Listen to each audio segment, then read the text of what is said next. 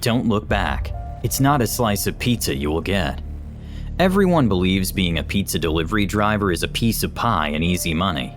You drive to an address, knock on a door, hand over a warm pizza box and take the cash.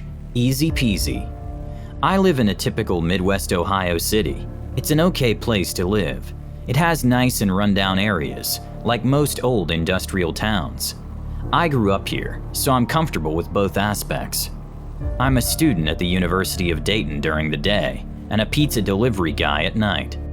Being a pizza delivery guy isn't very exciting. I have seen some pretty weird stuff, but nothing prepared me for what I went through one Saturday night. I had just completed a delivery on campus to a frat house and was in pretty good spirits. They tipped generously, as they were all friends of mine. My shift was about over, and it had been an excellent night. At the pizzeria, I was saying my goodnights and ready to clock out when the manager asked if I wanted one more run. The address wasn't familiar, and it was in a sketchy part of town, but it was a big order, so I said yes. Boy, do I regret ever taking that order. I should have listened to the warning signs signaling in my head when I knew the area. There are a lot of abandoned homes and junked cars, and old factories gated off. The only comfort was that the pizzas were paid in advance. I had difficulty locating the home for the delivery, as the streets needed to be better marked, and the area was dark. I don't know why, but many streetlights were out or very dull. Some even flickered like in horror movies. As I got closer, I became more and more hesitant and troubled with my decision to take this delivery. When I found the house, I became totally creeped out. It was out of a Halloween haunted house script. The house was old and falling apart. Its purple paint had yet to be touched up since the 70s. Several of the windows had boards over broken glass. I exited my car and walked up to a gated front door. The gate was locked and all rusty. No one had used this entrance in decades, it appeared. I felt a cold chill running down my spine. I felt someone was watching me. I wanted to turn around and leave, but I was here, so I pushed the old doorbell, which rang. A minute passed in the longest hour before an old bent woman opened the door. She was hunched and thin, and moved with deliberate care. Her skin was ashen gray as if she hadn't seen sunshine in years. She resembled the condition of the house itself, which was curious. I was a little bewildered that this old hag ordered a pizza for delivery. She looked me over and said in a heavy smoker's voice, "Leave the pizza on the porch," and gave me a toothless smile. I placed the pizza box on a rickety table, said enjoy, and turned to leave. As I turned, she whispered in an ominous voice something that made my blood freeze in my veins. "Be wary. Don't look behind you." Such a strange thing to say, and under her breath was scary and unnerving. What would happen if I did look? I only knew that I wanted to get out of there as quickly as possible. I got back into my car and checked my cell phone for messages. Sitting there, I heard this grotesque sound coming from behind my car. It had that undescriptive sound of a wet bag of meat being slapped onto the ground. My first thought was that the old lady had fallen down. Of course, I looked over my shoulder out the window to see what the heck it was, and there, the old woman stood perfectly straight, with her eyes directed directly at me. She spoke in a harsh, angry voice. "You should not have turned around." I was mortified. I put the car into gear and sped away. As I rounded the next corner, I began to get an eerie uneasiness and a feeling of dread. Nothing has ever come across me like this before. Her face was embedded in my mind's eye, and I could not shake it. And what was that sound? That slapping sound of a bag of wet meat. I took the next turn out of the neighborhood and began to relax. I sat back in my seat and took a breath. I felt like I had not been breathing for minutes. At the stoplight, I glanced in my rearview mirror. My heart stopped dead. For a fraction of a second, I thought the old hag was sitting in the back of my car. I turned around to look, and no one was there. I hit the gas and ran the light to get out of this abandoned part of town. As I drove, I could feel her hands wrapping around me right through the seat. The farther I sped, the tighter her grip. In fear, I thought I would pass out. My eyes went black, and I was disoriented for a split second. Thankfully, there were no other cars on the road at this time of night, and I made it out of the area safely. As I entered civilization, I could feel myself calming. Ever since this chilling nightmare, I have never returned to that side of town. and I'll never deliver a pizza there again.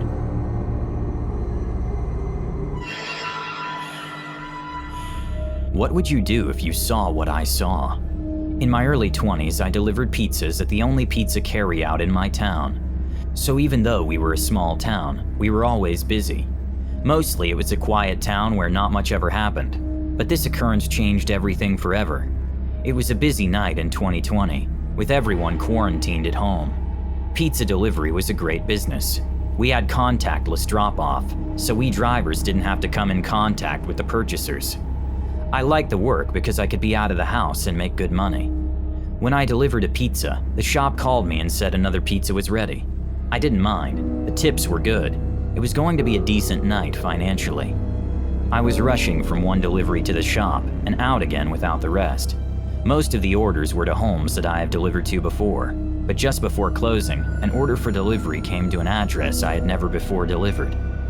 I stopped on the street in front of a dilapidated house needing TLC. Whoever lived there wasn't very concerned with curb appeal, that was for sure. I surveyed the house before getting out of the car. The overgrown bushes covered much of the house, hiding it from the street. The gutter was half fallen from the roof, and the shingles looked years past replacement time. But I'm not a home inspector, just the pizza delivery guy, so I grabbed the hot pack and went to the door. I knocked, and after several minutes, a rotund man with an unshaven face and dirty thin hair hanging over his puffy face, with a queer smile, answered the door. He didn't say anything, just opened the door and stood there. I handed him the warm pizza boxes and gave him the total. He handed me the cash with a nice tip included, and shut the door abruptly without a single word. I thought it was rude, but I was happy I got a tip. I glanced back at the decrepit house as I walked away, and a slight motion in an upstairs window caught my eye. I turned and looked more attentively. There, pressed against the window glass, was a small piece of white paper held by a small hand. There was just enough light to read the word help. I scanned the window next to it, and I saw a small child looking out at me. I walked to the curb and dialed the police, keeping an eye on the child. I reported the address and that I had seen a small sign held up to a window with help written on it, and that there were at least 2 children in the upstairs room, as far as I could tell. Suddenly, the child dropped the paper and turned. It was evident to me that the man had entered the room. I was immediately afraid for the children. I said to the police dispatcher, "Please hurry. I think the children have been caught and may now be in danger." At that moment, the rotund man barreled out the front door and headed straight toward me. I informed the dispatch and got into my car. Mr. Disheveled came to my car and pounded on the window, demanding, "Why are you still here?" loudly. The dispatcher heard and said to me, "Stay calm. The police were almost there." I shouted to the gross man, "My car won't start." "You lie, boy." "No, I'm having car trouble. Just give me a minute and I'll be gone." But the man didn't believe me and bent down and picked up a sizable ornamental stone in what was once a garden. To my absolute horror, he was lifting it to smash my window. Just as he was about to slam it onto my car, 3 police cars came down the street with lights and sirens wailing. In seconds, they were in his driveway and behind my car at the curb at an angle. 2 officers approached the homeowner, and 2 officers started questioning me. I pointed out where I had seen the sign for help and where the children were and urged them to investigate. 2 other officers entered the house. The man with 2 officers was going ballistic. In an upstairs bolted room, the officers discovered 3 very young children, each linked to a missing child alert. The room of captivity reeked of filth. It was determined the children had been imprisoned with outside access for perhaps several months. What makes this chilling nightmare so spooky is that he had been living in our small town, and no one had any idea of the terror he presented.